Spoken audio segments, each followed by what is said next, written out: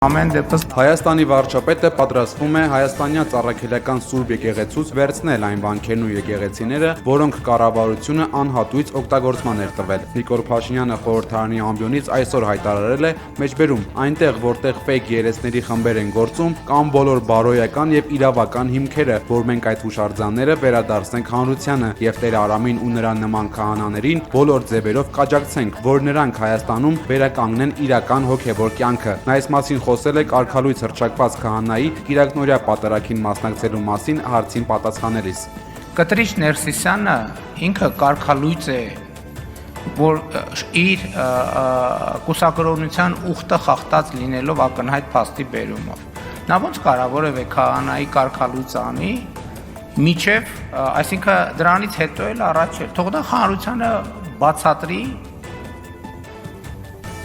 որտեղից եւ ինչպես ինքը ունի կին եւ երեխաներ։